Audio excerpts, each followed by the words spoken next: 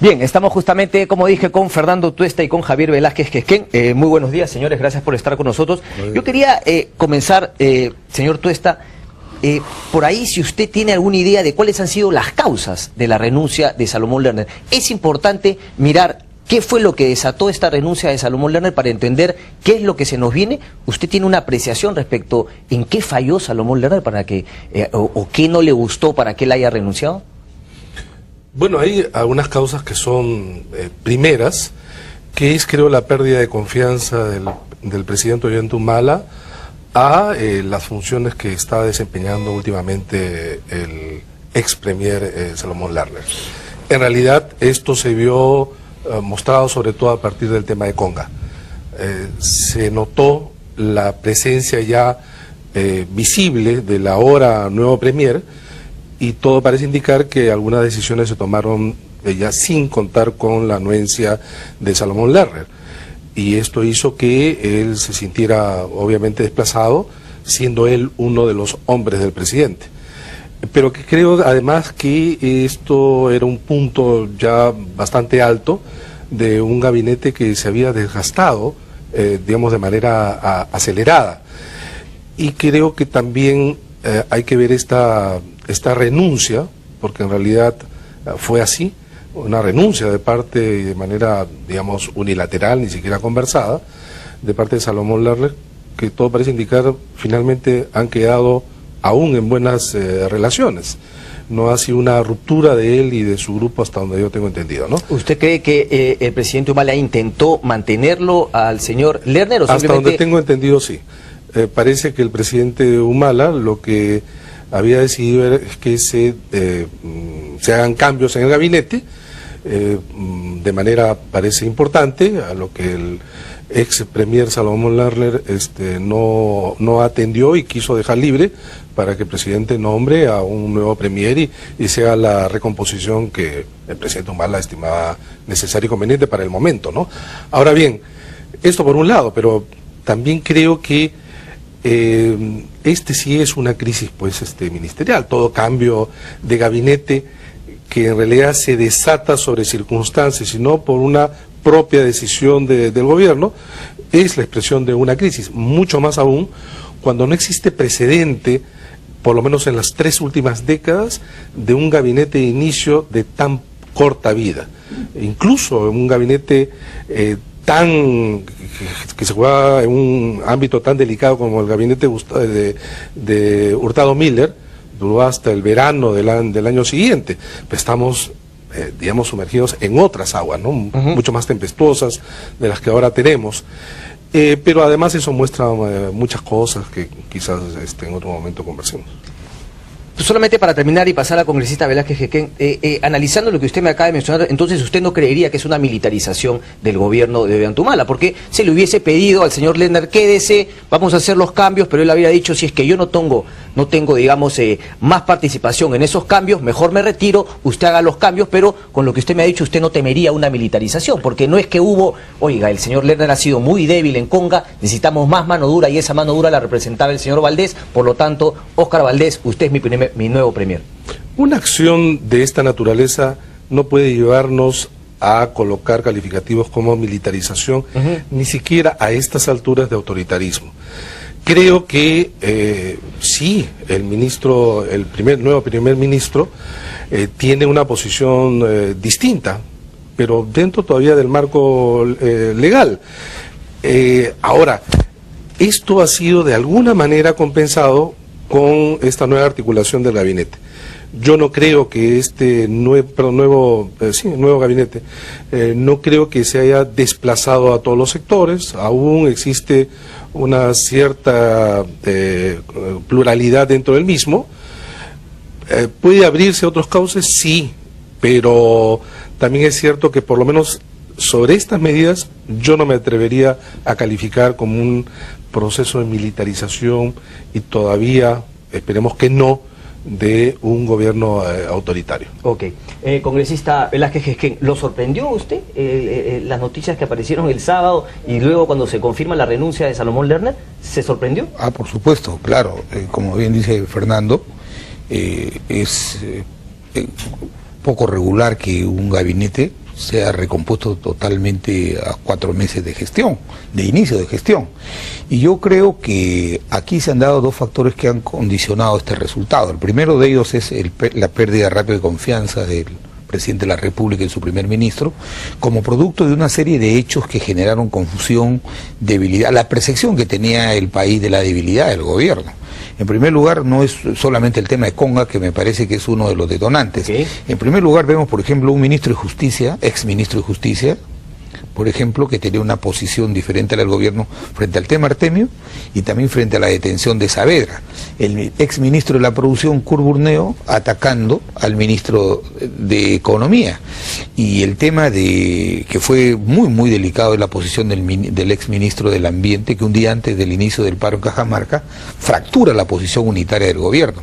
Es cierto que tiene que haber discrepancia, que en el equipo ministerial, máxime cuando hay convocadas personalidades que tienen puntos de vista diferentes, eso se evalúa, se discute en el Consejo de Ministros, nunca públicamente que haga que se sienta la percepción de que hay desgobierno, que hay confusión. Eso me parece gravísimo y me parece que es oportuno que el presidente de la República haya replanteado el gabinete ministerial en función de qué, en función de una hoja de ruta que le ha planteado al país. En segundo lugar, afinar un equipo que tenga más cohesión en lo que debe ser defender los lineamientos generales de esa hoja de ruta. Había gente que no solamente tenía visiones diferentes a la hoja de ruta, sino contradictorias. Entonces, este relevo ministerial hace pues que se consolide la figura del primer ministro, que era ministro del Interior, que también no olvidemos que esta persona, el ministro Valdés, es una persona de absoluta confianza del presidente. Tengo entendido... Pero nosotros creíamos que igual el señor Lerner era absoluta confianza. Sí, pero tengo entendido que en las últimas 2 semanas ya había un despacho con él de temas fundamentales, el que él vaya a Cajamarca solo, el que vaya a Cañete, por ejemplo, al conflicto de Cañete de la ampliación del penal, que vaya el presidente de la República con el primer ministro, eran ya síntomas de que por lo menos el presidente ya no tenía confianza. No es una persona que ha sido dialogante, que ha hecho muy bien las cosas, se sienta a la base de un gobierno de concertación como Salomón Lerner, sino que la percepción que tenía el país era de una debilidad en el gobierno como producto de esta confusión, como producto de estos puntos divergentes que se expresaban públicamente, porque ningún presidente acepta pues que un ministro filtre unas observaciones al estudio de impacto ambiental un día antes a un medio de comunicación y que haga pues que el gobierno quede desairado en una posición. Y en términos políticos, la responsabilidad, por ejemplo, de esas filtraciones, de esas incoherencias, ¿es del premier Lerner o era del premier Lerner? No, lo que yo sí creo es que me parece ser que él ha auspiciado a muchos de esos ministros que tenían posiciones contradictorias a la visión del gobierno, no solamente discrepantes, sino contradictorias. Entonces, a mí me parece que este nuevo equipo de personalidades tiene obviamente que circunscribir su tarea sectorial en función de las grandes orientaciones que establece la línea de la hoja de ruta. Y yo podría coincidir con lo que dice el congresista Velázquez Gesquén, pero ¿usted cree que tiene claro el norte de este gobierno como para poder decir que habían ministros que no estaban siguiendo ese norte, esa directriz del gobierno? Porque a mí me da la impresión que no, es decir, cada uno iba por la libre, pero quizá por una falta de discurso claro, certero, más aún cuando ellos llegaron, o el señor Humala llegó al gobierno con un discurso y al parecer cambió a otro. ¿Cree usted que hay una línea clara? No, creo que desde el inicio, creo que el gobierno es un gobierno muchas veces con 4 puntos cardinales, no un norte, sino en realidad 4, ¿no? Que en algunos casos puede ser positivo en la medida en que puede incorporar gentes,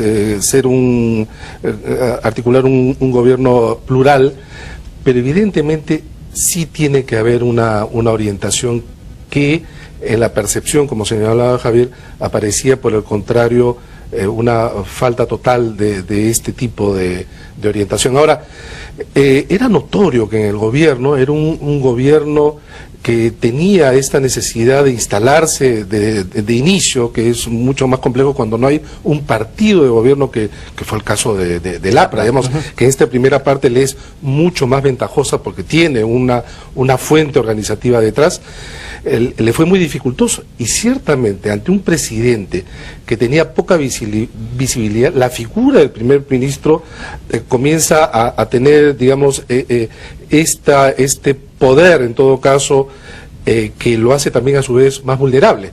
Entonces, la atracción de los conflictos no resueltos recaía obviamente en Salomón Lerner. Ahora bien, este nuevo gabinete, como repito, no es tan lateralmente distinto al que ahora hemos tenido. El punto es nuevamente el liderazgo y la orientación. Allí sí es donde quizá habría que observar con mayor detenimiento esta forma de entender las cosas y la política entre Ollanta, el presidente Ollanta, el primer ministro Valdés y el asesor Villafuerte. Los tres son militares en retiro.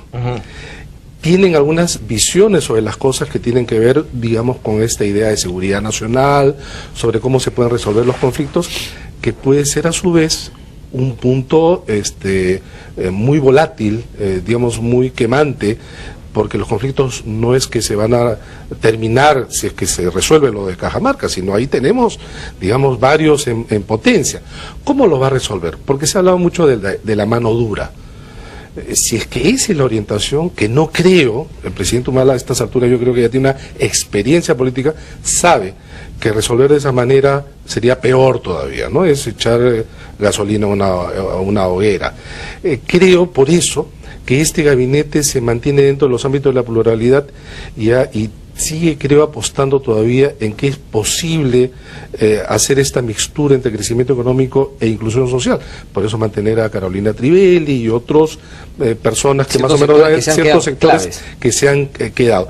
¿Hasta dónde es posible esto? Bueno, ahí es donde, digamos, el presidente Humala tiene que demostrar que es capaz de liderar y orientar el país en un sentido claro para todos. Correcto, congresista. A APRA no le preocupa mucho justamente esta tríada, ¿no?, de la cual se ha hablado: el presidente Humala, el señor Valdés, ahora premier, y el señor Adrián Villafuerte, tres militares de formación. ¿No hay preocupación al respecto? No, esto tiene sus riesgos, pero obviamente que hay que ser objetivos en la apreciación de una facultad constitucional que tiene el presidente de relanzar su equipo ministerial. Yo lo que sí creo, por lo que es las primeras declaraciones que ha dado el ministro Valdés, es que él va a hacer menos política y van a darle una dosis de eficiencia al manejo de la tarea sectorial. Eso supone, lo que se ha dejado también entrever es que el presidente Humala quería recuperar el liderazgo político, la conducción del gobierno, que lo había tenido, como bien lo dice Fernando, se lo había él entregado a Salomón Lerner. Ahora, cuando el primer ministro dice vamos a hablar menos y vamos a hacer más, supone que el liderazgo político, o sea, llevar adelante el lineamiento general de la política del gobierno, la va a tener el presidente Humala. ¿Qué es lo que pasa? Es cierto también, y me inscribo, que hay esta posibilidad de riesgos, porque entender orden dentro, el orden tampoco no es incompatible con los valores democráticos, pero tampoco el que uno sea demasiado laxo en lo que es, por ejemplo, la vocación de diálogo, hace que algunos sectores intransigentes puedan hacer aparecer como que el gobierno es débil. Entonces, hay conflictos generados, por ejemplo, el presidente Toledo dijo ayer que esto lo había dejado el gobierno anterior. Ellos nos dejaron 317 conflictos sociales, el gobierno del señor Toledo. El quinquenio del señor Toledo fue el gobierno de más inestabilidad política, llegó a tener 7%, inclusive diarios importantes, serios, llegaron a le vamos a dar importancia al señor Toledo. Yo lo que me refiero a lo siguiente, me parece bien. Yo lo que sí creo es que el presidente Humala tiene ahora un desafío muy importante que me genera preocupación. Muchos de estos conflictos de ahora son los que generó el candidato Humala. El candidato Humala dijo agua, no oro. El candidato Humala dijo en el sur gas a 12 soles.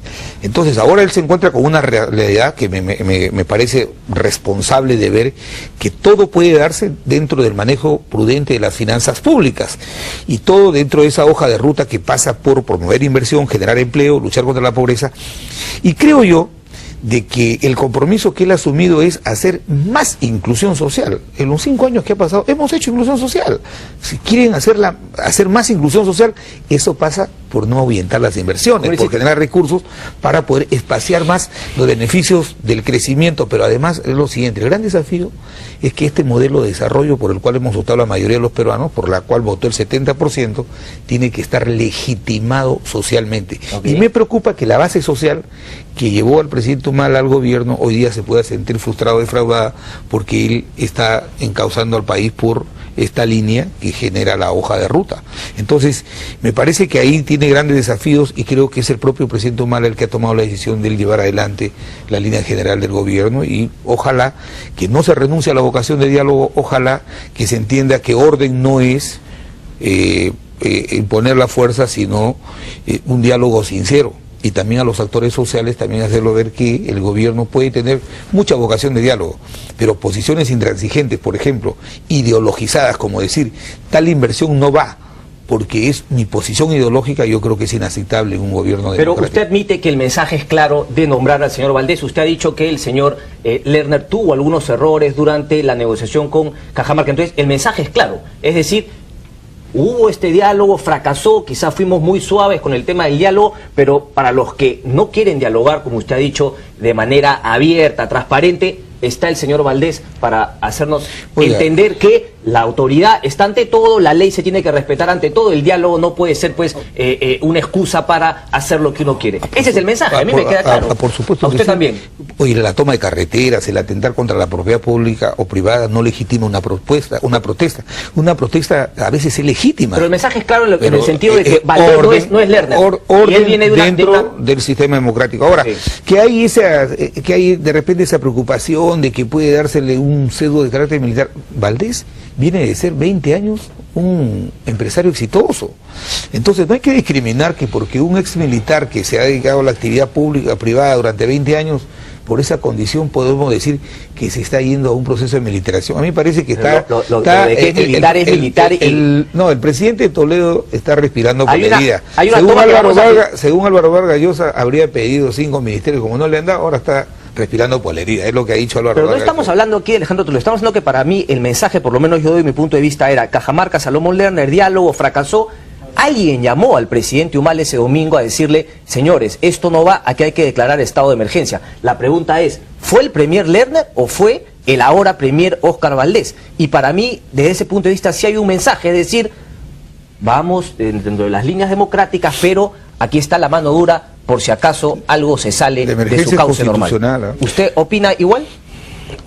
Bueno, es claro que en lo del...